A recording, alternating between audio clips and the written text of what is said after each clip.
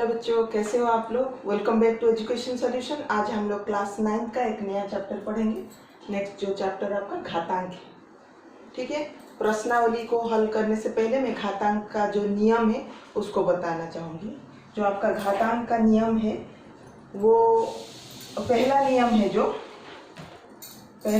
है आपका गुणन का नियम, ठीक है। गुणन का नियम,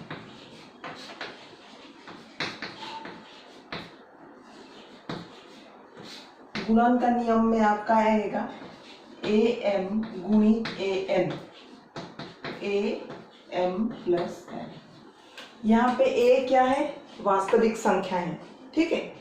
a हमारा वास्तविक संख्या है और mn जो पूर्ण संख्या है। अगर आपका जो घातांक इस प्रकार रहेगा तो आप कैसे करोगे, ये नियम है। अगर गुणन में है तो जो घातांक है वो जुड़ जाएगा। देखते हैं यहाँ, जैसे कि 2 to the power 2 गुणा 2 to the power 3 है, तो ये क्या हो जाएगा 2 plus 3। देखिए अगर इस प्रकार रहेगा, इसमें देखो आधार दोनों में सेम है और जो ऊपर जो घातांक है, ऊपर जो लिखा है उसको घात बोलते हैं। तो ये क्या होगा, ये आधार जब सेम होता है तब क्या होता है, ये जुड़ जाता है गुणन में, ठीक है। ये आपका नियम, हर जगह a to the power m गुणन a to the power n is equal to a to the power m plus n ऐसे लिखा होगा, ठीक है। ये आपका पहला नियम जो कि गुणन का नियम है, ठीक है। इसमें a क्या है, वास्तविक संख्याएं हैं और mn जो है पूर्ण संख्या है। तो इस प्रकार अगर गुणन में रहेगा तो आप लोग को क्या करना है कि ये जोड़ देना है। तो दूसरा नियम है आपका भाग का नियम। भाग का नियम अगर ये ऐसे रहेगा, बट्टे को भी आप भाग, ये बट्टा में जो है उसको भी भाग है ये, ठीक है। तो ये क्या हो जाए, इसमें जो घात है वो क्या हो जाएगा, आपका घटाना है। आपको ऊपर का जो घात है उससे नीचे का घात घटाना है, ये भाग का नियम है। तीसरा नियम है आपका घातों के घात का नियम। घातों के घात का नियम क्या है इसमें, ये जैसे आपका एक घात है, घात में भी और एक घात है, ठीक है। ये a का घात m है, उसके ऊपर भी और एक घात है, तो ये क्या हो जाएगा, ये ऊपर जो है ये दोनों गुणन में हो जाएंगे, ठीक है। ऊपर जो है दोनों गुणन में हो जाएंगे, इसको बोलते हैं घातों के घात का नियम। तो अगर ऐसे रहेगा तो ये आप क्या करोगे, दोनों का गुणन कर दोगे। तो चौथा वाला नियम है, अगर आपका इस प्रकार रहेगा, दो संख्याएं हैं, ठीक है, ऐसे दो वास्तविक संख्याएं हैं और उसका घात होगा, तो आप इसको ऐसे अलग अलग करके गुणन में लिख सकते हो। ये आपका चौथा नियम है। अगर ब्रैकेट में ये वास्तविक संख्या है और उसका घात है, तो ये दोनों को अलग अलग आप करके लिख सकते हैं, ठीक है। ये सब नियम हम कैसे, जैसे कि हम लोग हल करेंगे तो उसमें कैसे लागू होता है मैं बताती हूँ, कौन सा नियम किस प्रकार कहाँ लागू होगा, ठीक है। अब नियम को आपको सामने रख के जब प्रश्नावली हल करेंगे आपको करना है। तो आपका पांचवा नियम है, अगर ऐसे a बट्टे b में घात इस दोनों का m है, तो आप इनको अलग अलग करके लिख सकते हो बट्टे में, क्योंकि इसका घात भी ये है, इसका घात भी ये, तो आप बट्टे में दोनों अलग करके इसको भी लिख सकते हो। पांचवा नियम है। छठवां नियम क्या है आपका, a का अगर घात 0 होगा तो पूरा संख्या 1 हो जाएगा। a का घात 0 होगा तो पूरा संख्या 1 हो जाएगा। सातवां नियम क्या है, अगर सातवां नियम थोड़ा ध्यान से देखेंगे आप लोग, 8 का घात अगर m है, इसको हम 1 बट्टे a का घात माइनस m लिख सकते हैं। a का घात m होगा तो हम उसको क्या कर सकते हैं, 1 बट्टे a का घात माइनस m लिख सकते हैं। या मान लो ऐसे रहेगा, मान लो a का घात माइनस m ये है, तो आप उसको ऐसे लिख सकते हो। जब ये नीचे आया तो माइनस हुआ, ये देखो माइनस था तो हम नीचे लिख दिए ना इसको, तो ये माइनस हट जाएगा, ठीक है। और एक नियम है, 8वां नियम जो है आपका, 8वां वाला नियम है आपका a/b का अगर यहाँ पे -m घात में कोई माइनस चिन्ह है तो आप क्या कर सकते हो, b/a उल्टा हो जाएगा और ये माइनस आपका हट जाएगा। a/b का अगर ब्रैकेट में ये माइनस है घात में तो ये संख्या उल्टा हो जाएगा और माइनस पे हट जाएगा। ठीक है, ये आपका घातांक के 8 नियम है जिसके जरिए से हम प्रश्नावली को हल करेंगे। अभी हम लोग प्रश्नावली को हल करेंगे। आपका प्रश्नावली है प्रश्नावली 3.1। देखिए ये वाला हो गया। ठीक है, अब हम क्या करेंगे, तो इसको क्या करेंगे, 2 का घात 5 लिखा है तो 2 को 5 बार गुणन करना। 1 2 3 4 5, 2 दूनी 4 दूनी 8 दूनी 16 दूनी 32। ठीक है, उत्तर आ जाएगा 32। ये घातांक के नियम के अनुसार ये पहला वाला हल किया। अब दूसरा वाला देखते हैं। दूसरा वाला भी 1/3 टू द पावर -4 लिखा है तो क्या हो जाएगा, घातांक का जो नियम 7 में है उसके अनुसार ये ऊपर जाएगा तो इसका जो ऋण वाला चिन्ह है वो हट जाएगा और 3 का घात 4 हो जाएगा। 3 को हम लोग क्या करेंगे, 4 बार गुणन कर लेंगे।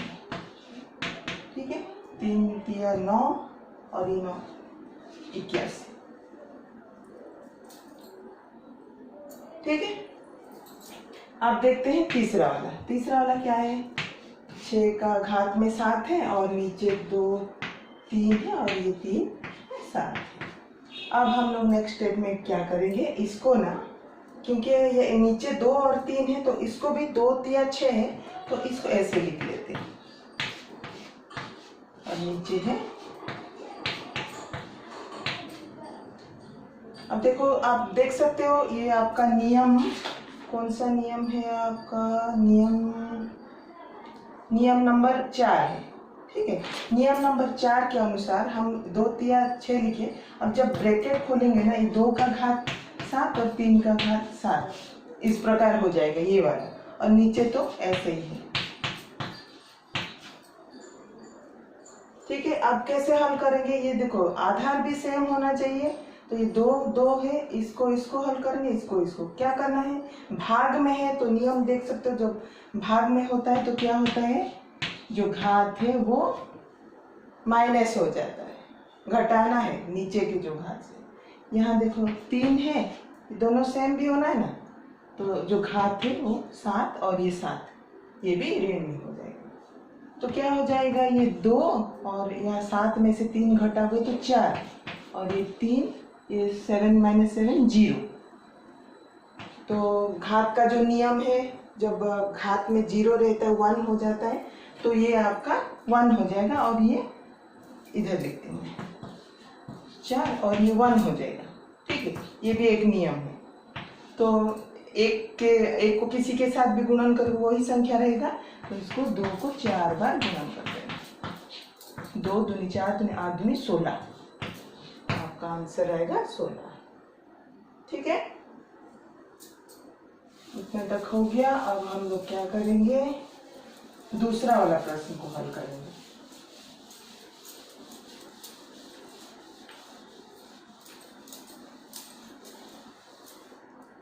दूसरा वाला जो प्रश्न है आपका, निम्नलिखित को सरल कीजिए, आपको सरल करना है। प्रश्न क्या दिया है, पहला वाला, दूसरा का पहला वाला, -4 का घात गुणन -2 का घात में -3। क्या है आपका, -4 के घात में 3 गुणन -2 के घात में। पहले स्टेप में हम क्या करेंगे, ये जो 4 है उसको हम लोग 2 × 2 कर देंगे, एक में माइनस रहेगा एक में नहीं रहेगा। जब गुणन करते ये आना चाहिए 2 दूनी 4 और वो भी माइनस के साथ, और यहाँ पे है -3। ठीक है, अब इसको देखो ब्रैकेट को खोल लेते हैं, एक में ये आएगा, एक में ये वाला आएगा और एक में ये वाला आएगा। देखो ये -2 और ये -2 है तो इसको हम लोग एक साथ लिखेंगे। गुणन में है, गुणन में होगा है और गुणन में है तो घात क्या होगा, जुड़ जाएगा 3, लेकिन सामने माइनस है वो रहेगा ही। देखो 3 - 3 क्या हो जाएगा 0, तो -2 का घात 0 और यहाँ पे 2 3। तो ये जब 0 रहता है कोई भी संख्या वो 1 हो जाता है और यहाँ पे 2 का घात 3 जो कि 2 × 2 × 2 2 दूनी 4 दूनी 8 हो गया। इस प्रकार हम सरल करते हैं। तो देख रहे हो आप लोग सब में वो नियम, जो 8 नियम हम लोग लिखे वो सब में लागू हो रहा है। अब हम लोग क्या करेंगे, दूसरा वाला करेंगे। दूसरा वाला क्वेश्चन क्या है, -3 का घात में 4 गुणित 5/3 और यहाँ पे 4। तो इसको भी हम क्या करेंगे, ये वाला जो है a/b का घात में है, आप लोग नियम देख सकते हो। तो जो इसको ये लिख लेंगे, इसको हम इस प्रकार लिख सकते हैं अलग अलग ब्रैकेट को खोल के, ठीक है। अब देखो, अब क्या करेंगे हम लोग, ये जो -1 × 3 लिखूंगी मैं इसको, और ये 5 का घात में 4, फिर इसको अलग अलग कर देंगे। -1 का 4 गुणित 3 का 4, ये 5 और ये 4, ठीक है। नेक्स्ट स्टेप में हम क्या करेंगे, ये देखो -1 इसको एज इट इज लिखेंगे, ठीक है। ऐसे लिख सकते हो या आप जानते हो माइनस को 4 बार गुणन करोगे तो क्या हो जाता है, प्लस हो जाता है। जब ये सम संख्या में भले 1 को जितने बार गुणन करोगे 1 आएगा, लेकिन माइनस को जब सम संख्या होता है गुणन में तो प्लस हो जाता है। तो आप लोग यहाँ इसको नहीं लिख के इसको सिर्फ 1 लिख सकते हो, ठीक है। यहाँ 1 नहीं लिखोगे भी होगा, लेकिन हम जानते हैं कि माइनस को तो 4 बार अगर गुणन करेंगे तो प्लस हो जाएगा। तो ये जो पूरा का जो मान है वो 1 हो गया। अब देखो ये ऊपर 4 है, नीचे भी 4 है, ठीक है। तो आप इसे गुणन में करके ऐसे भी काट सकते हो, या घात के नियम के अनुसार ये ऊपर जाएगा तो उसको भी लिख सकते हैं। अगर हम घातांक पढ़ रहे हैं तो उसी नियम से कर देंगे, 4 - 4, ठीक है। और ये 5, तो 1 तो 1 है, ये 0 हो जाएगा, इसका मान भी 1 हो जाएगा, ये सिर्फ बचेगा। या स्टेप वाइज लिखोगे तो 0 गुणित 5 का घात 4, ये 1 हो गया, और ये 5⁴। अब ये क्या हो जाएगा, 5 को 4 बार गुणन करना है, जो कि आएगा आपका 5 × 5 = 25, 625, 625, ठीक है। इस प्रकार इसको सरल किया जाए। आपका निम्न सरल कीजिए में दूसरा प्रश्न तीसरा वाला दिया है, -5 का घात 3 और इसको भाग देना है 5 का घात में -7। अब हम जानते हैं इसको बट्टे में हम लोग लिख सकते हैं, तो इस प्रकार लिखेंगे, ठीक है। अब क्या करेंगे हम लोग, यहाँ पे माइनस है, यहाँ पे नहीं है। अब इसको हम लोग क्या करेंगे, -1 गुणित 5 3 5 -7, इसको अलग कर लेंगे। ये -1 घात 3 गुणन 5 घात 3 और नीचे 5 -7। तो यही चीज मैं जो पिछला बता रही थी कि यह क्या हो जाएगा, देखो -1 गुणित -1 गुणित -1, एक माइनस रहेगा यहाँ पे, ठीक है। अब ये इसमें क्या होगा, एक माइनस रहेगा। हम नीचे जितना तक हल करेंगे ना, वो माइनस को हमको लिखना है, -1। घात में 3 है, विषम संख्या जब रहता है तो माइनस रहता है। और यहाँ पे देखो घातांक के नियम के अनुसार ये क्या हो जाएगा, ये ऊपर हो जाएगा। तो ये 3 -7, ये माइनस क्या है, घातांक के नियम के अनुसार। नियम क्या था हमारा कि a⁴ m बटे a⁴m जब रहता है m -n हो जाता है। तो ये क्या, ये -1 यहाँ का और ये माइनस इस नियम के अनुसार, तो क्या हो जाएगा, -1 5 3 और माइनस प्लस 7। तो नेक्स्ट स्टेप में ये 10। नेक्स्ट क्या हो जाएगा, -1 रहेगा और 5 जो है 10 बार गुणन करना। 2 3 4 5 6 7 8 9 10। तो सामने माइनस तो आएगा और इतना बड़ा संख्या हम नहीं कर सकते हैं। आप परीक्षा में ऐसे भी लिखोगे तो भी ये राइट है। अगर कैलकुलेटर में आप गुणन करके देखो तो इसका मान आता है 9765625। सामने माइनस रहेगा ये वाला। ठीक है, अब हम लोग नेक्स्ट वाला, अभी हम लोग ना तीसरा प्रश्न देखेंगे जो आपका सरल कीजिए है। तो उसमें दिया है 16 गुणित t का घात में -3 बट्टे 4 का घात में -3 गुणन 8 गुणन t टू द पावर -6, जहाँ t का जो मान है वो 0 नहीं होना है। ठीक है, देखो इसको हल करने के लिए हम कौन सा नियम का उपयोग करेंगे, a टू द पावर - जब घात रहता है उसको हम नीचे लिख सकते हैं। ठीक है, नीचे माइनस है तो ऊपर ले जा सकते हैं उसको, इस प्रकार वो माइनस हट जाएगा। जैसे कि यहाँ पे 16 है, नीचे t का घात -6 है, मैं ऊपर लिख लूंगी जो माइनस हट जाएगा। और एक 4 भी है, इसको भी मैं ऊपर लिख लूंगी, ये माइनस भी हट जाएगा। और ये नीचे t टू द पावर जो -3 है वो ये नियम के अनुसार ये नीचे आ जाए। ठीक है, अब इसको हम लोग, और एक 8 भी है यहाँ पे, उसको भी लिखेंगे। तो अब हम लोग क्या करेंगे, इसको हम ये सबको 2 में ये करेंगे। जैसे कि 16 कैसे आता है, 2 को कितने बार गुणन करना है, 2 दूनी 4 दूनी 8 दूनी 16। तो इसको हम लोग 2 का घात 4 लिखेंगे, ये वाला t6 है और इसको 4 का घात 3 है। तो इसको क्या करेंगे, 2 दूनी 4 है तो घात, और उसके ऊपर और एक घात है तो 2 3 6, ये हमारा हो जाएगा 6।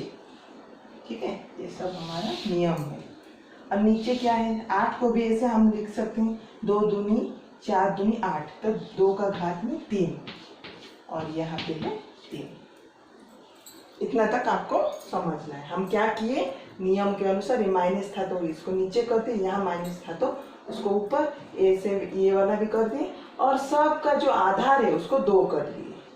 ठीक है, 16 को क्या किए, 2 का जो घात है 4 कर दिए, क्योंकि 2 को 4 बार गुणन करने से 16 आता है, 2 को 3 बार गुणन करने से 8 आता है। इस प्रकार हम क्या किए, सबको 2 में आधार में ये करते। उसके बाद हम हल करेंगे। इसके बाद जो हम हल करेंगे क्या होगा, ये देखो ऊपर जो है घात जो गुणन में जुड़ जाएगा, तो 4 धन 6, और यहाँ पे t जो है 6 यहाँ का है, और यहाँ का जो ऊपर जाएगा तो वो माइनस में हो जाएगा। और नीचे क्या बच गया हमारा, नीचे एक 3 है। ठीक है, अब इसको हम लोग नेक्स्ट स्टेप में हल करेंगे। तो ये 2 का घात 10 और ये 3 और ये 2 का घात 3। अब ये देखो, ये भी आधार दोनों का सेम है, और घातांक को जब भाग में रहता है वो क्या होता है, ऋण हो जाता है, माइनस हो जाता है। तो 10 - 3 और ये 3 का घात 3, तो ये 2 का 7 और 10 में से 3 घटाओगे तो 7 आएगा। ठीक है, अब क्या हो जाएगा इसका मान, 2 को क्या करोगे, 7 बार गुणन करना है, 2 3 4 5 6 7, और इसके बाद t3 है, तो इसका मान हो जाएगा 128। गुणन करोगे तो 128 t3 है। ठीक है, इस प्रकार इसको सरल किया जाता है। इस प्रकार आप घातांक का नियम लेके प्रश्नावली को हल कर सकते हो। ठीक है, और इसके आगे जो है हम लोग नेक्स्ट वीडियो में चर्चा करेंगे। ठीक है, थैंक यू फॉर वॉचिंग।